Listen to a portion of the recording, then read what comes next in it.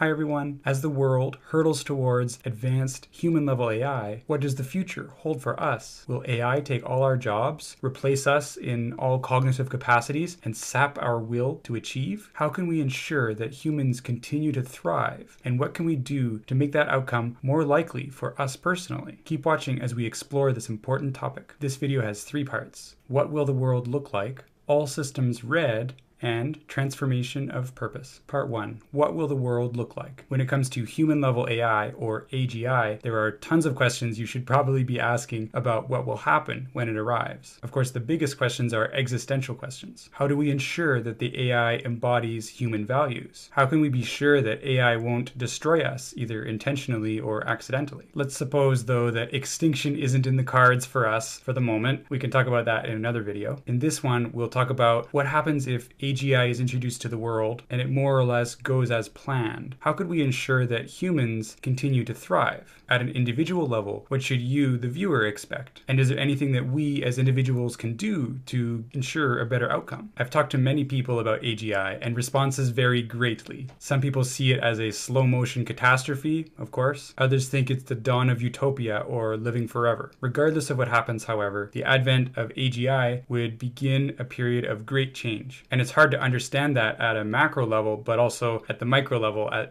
the individual person level. I find one of the most common responses, including my own to some degree, is that someone would have an intellectual understanding that AGI is going to come, that we will have models and maybe robots that are as smart as humans are. And you can understand that intellectually without having it impact your future plans or the way you're living your life all that much. So short of having a midlife crisis or starting a YouTube channel, we're going to discuss in this video what you might do with that information. So first, if you're not that familiar with AGI, you can check out this previous video I made if you want to, where we go into it in more detail. But AGI is human-level AI, and once we reach that point, it would soon lead to rapid self-improvement. In other words, the AI could then start improving the AI itself. And as that process kind of proceeds exponentially, in this future state, there won't be much for humans to do. First, there's probably not going to be much use for human intellectual labor because it will just be cheaper and faster to get machines to do the thinking. And then once robotics catches up, there won't really be any purpose for human labor at all. So you might wonder, is there any place for us in this future? Well, we might merge with machines to some extent. We might not stay as unaugmented humans, and that's one way to deal with this. But even for those humans that want to remain unaugmented, there is a place for them in this future. Let's dive into it. How do we get from here to there? From where we are today in capitalist market economies where people work 9-to-5 jobs and nobody thinks their government is doing a good job, to that future state where humans aren't really doing much of anything, or at least they're not solely responsible for it. The heavy lifting can be done by artificial intelligence. This is just my analysis, but I think there's going to be 3 main phases. First, increasing automation and job disruption. Second, economic transformation. And third, transformation of purpose. We're currently at the beginning of that first phase of increasing automation. So in the remainder of this video, we'll dive into those 3 phases in greater detail.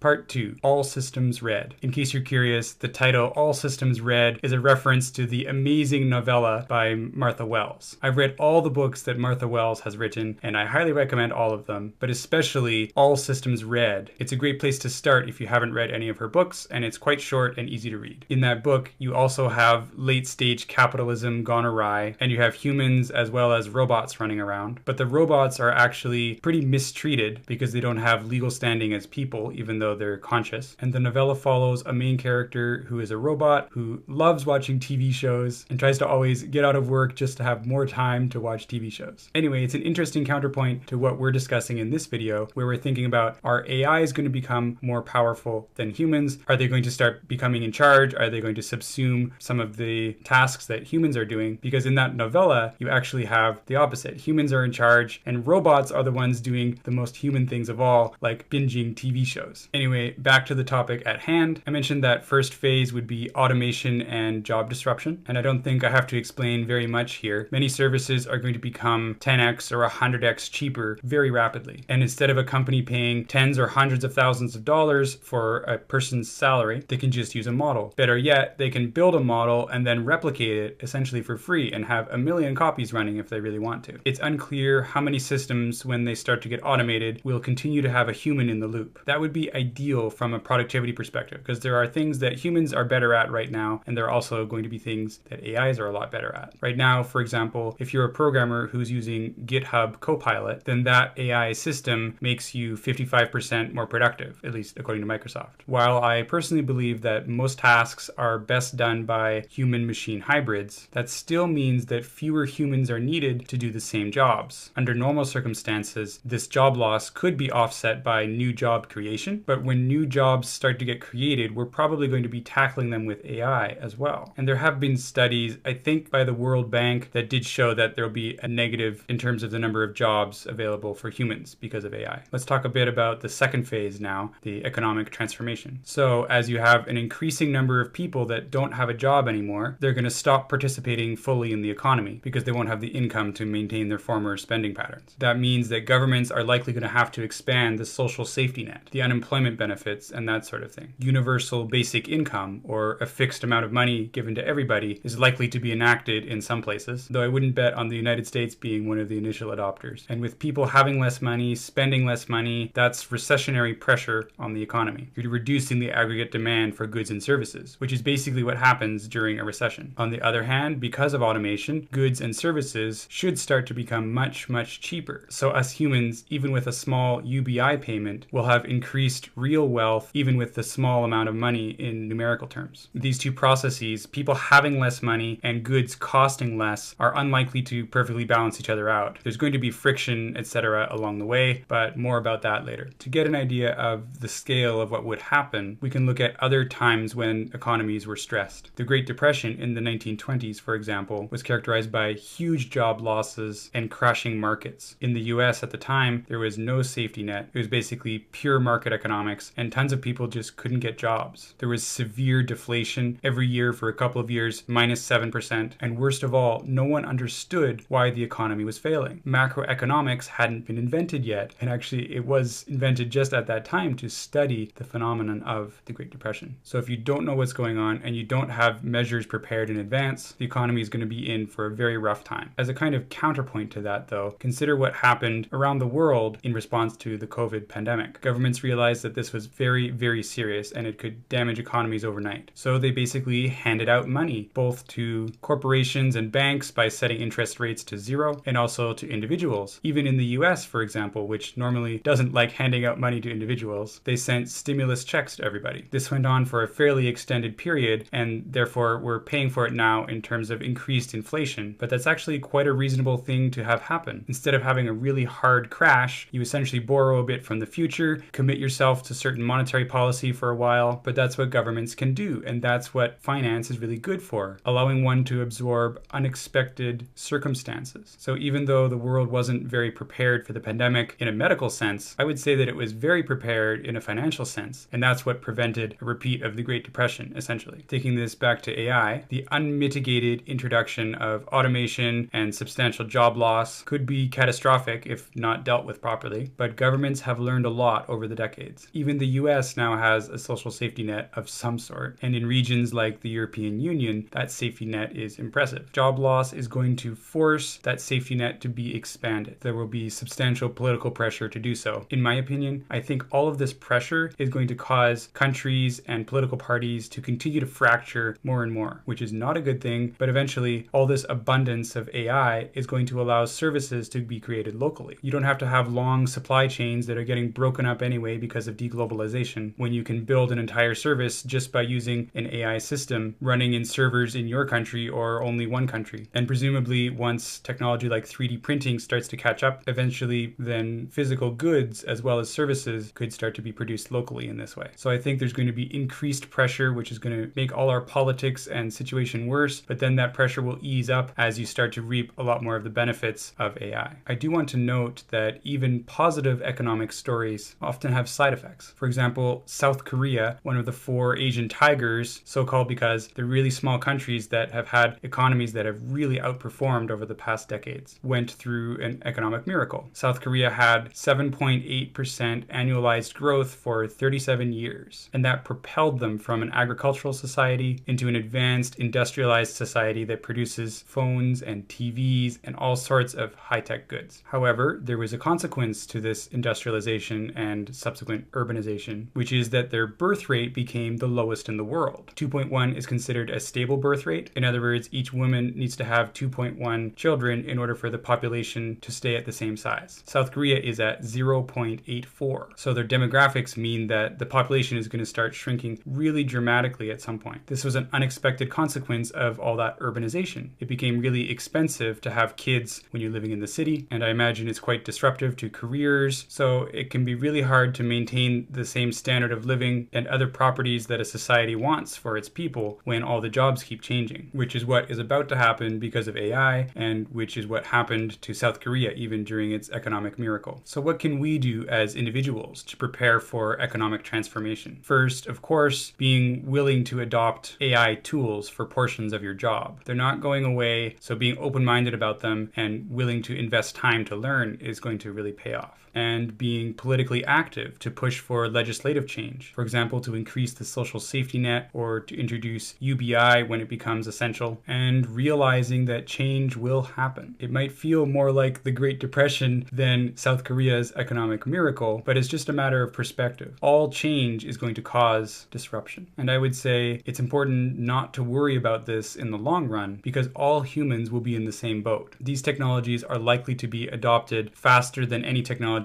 have ever been in our past because of the accelerating rate that tends to happen at. So as long as we humans maintain control of our destiny, we will have to structure our economic system to meet the basic needs of everybody, even people that don't have jobs anymore, because it won't be very long at all before basically no one has jobs except for luxury or specialized positions that still need a human for some reason. And individuals might become a far smaller portion of the economy compared to companies and governments, assuming there isn't a larger structural change about how the system works. But again, that's not really a problem. People's basic needs would be taken care of. So then all you have to worry about is all the rest of things that happen in life. Let's start talking about those. Part 3, transformation of purpose. Supposing that we make it through the economic transformation, then everybody should have their basic needs taken care of. But actually, if you look at Maslow's hierarchy of needs, most levels are not related to money. The lowest level is physiological needs, like food and water and sleep, and for those, it does help a lot to have money. And the second lowest level is safety and security, where having money also helps to ensure a good standard of living. For all higher levels, money is not necessary. In other words, if we go through an economic transformation, the way that those bottom two tiers are supported would presumably change, but the rest we have to think about separately. So when it comes to purpose, money is actually not very important, but AGI could still interfere with other levels of the pyramid. For example, would AGI prevent a person from attaining self-esteem through achievement? The answer there is no. Humans would still be perfectly happy doing things on their own and feeling fulfilled from that. If you don't believe me, think about how we still play chess even though all the humans in the world can be beaten by computers at this point. Actually, if you think about it, even without any AI involved, if you're doing a task, it's usually the case just because there's another human or AI that's better at the task than you are, that doesn't prevent you from playing sports, learning skills, and finding meaning in your life. So this bodes well for Maslow's hierarchy of needs. Also, it's not like we're meeting those needs super well right now anyways. The social contract is basically, here's what the government is going to do, and here's what the citizens are going to do, and how they benefit each other. For example, in China, the populace agrees to be ruled by the Communist Party in principle, and in exchange, the party provides dramatically improved standard of living over time. That's the unspoken bargain that's at the root of their power. Except the party can't anymore because of the economic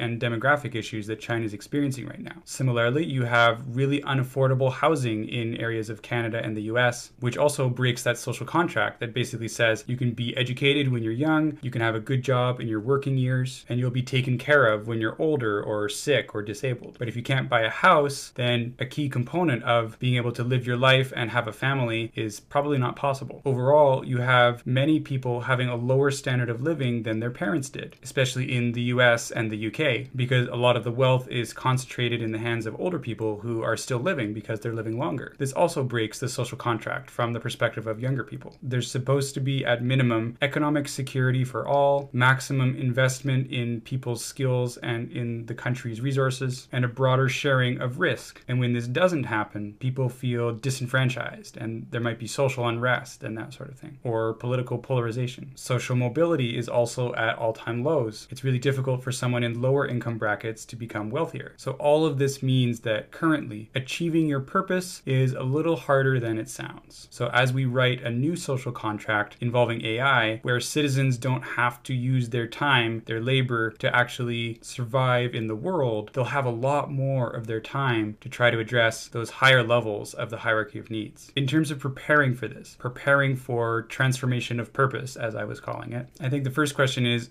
there a moral imperative here? For a small set of people, there might be. If you feel like you can place yourself in the critical path for AI safety, policy setting for social safety nets, or helping with international cooperation, in any of these cases, you can help the economic transition go much more smoothly and ensure that AI doesn't actually become an existential threat for us, thereby invalidating everything that I've said so far. So if you think you can make a difference in a really important area, such as the ones I mentioned, then perhaps you might want to take on one of those things as your current purpose. But otherwise, the world will take care of itself. And for you personally, it would be good to start trying to replicate all of those benefits that people get from jobs that are not just money in case you don't have a job. So here's a partial list of what people sometimes get out of a job, other than money, of course. Sense of accomplishment, that was one of the items in the hierarchy of needs. Connection to and a place in society, rising to intellectual challenges, having a sense of stability in your life, having an excuse to develop new skills. So what can you do? Well, I think finding other social groups that don't depend on your job or your profession, perhaps. Find reasons to enjoy where you live other than just because it's close to your job. Challenge yourself to learn new skills or to try to solve difficult problems. It will be good practice for when you have to keep yourself occupied, because it seems possible that all of us will soon be entering an unasked for early retirement. Finally, in conclusion, we talked about 3 major phases that the world might go through to get from where it is now, very capitalist, everyone tries to have a job, to that potential future state where AI has taken over a lot of tasks and the economy has to function in some other way. All of this, by the way, is under the precondition that AI alignment works, that AI doesn't go haywire and start attacking us or doing things that are really detrimental to society. That's a whole other topic, and I can make other videos about that. As people start to lose their jobs, the economy, the amount of spending going on is going to shrink, but at the same time, goods and services will start to get a lot cheaper because you can have AI doing parts of it instead of having to pay humans, which come at a premium. Again, it might seem like a bit of a catastrophe that all of this crazy stuff is happening with AGI, but I wouldn't think of it that way. I would think of it as this is a period of rapid change. Just as really bad parts of history, like the Great Depression, involved lots of change, so too do the really positive parts. And one of the big parts of this economic transformation is presumably going to be dramatic expansion of safety nets for people that don't have work, perhaps universal basic income, to kind of hold us over during that transition period while we're trying to go from one economic model to another. And once you're closer to that final state, you're going to have AI taking over a lot of cognitive tasks and eventually a lot of tasks, period, that humans are otherwise doing. So people will have to keep themselves occupied, figure out how to still achieve their sense of purpose now that they're not necessarily the best in the world at the things that they used to do. However, with their basic needs met, everyone will have a lot more time to try to figure that out. And if you personally believe in this and want to do something to try to make your future situation better, you could try to become politically active to make sure that the social safety net is in fact expanded when it becomes necessary. You could try to see if you could contribute to one of these really big problems like AI safety and international cooperation that are going to be really important during the transition period. And importantly, you could start trying to establish strong ties in many parts of your life that don't depend on your job. Social connections, accomplishment, intellectual stimulation, etc. If you liked this video, check out this previous one I made about how if humans started thinking like AIs, maybe we could save ourselves. Or similarly, of course,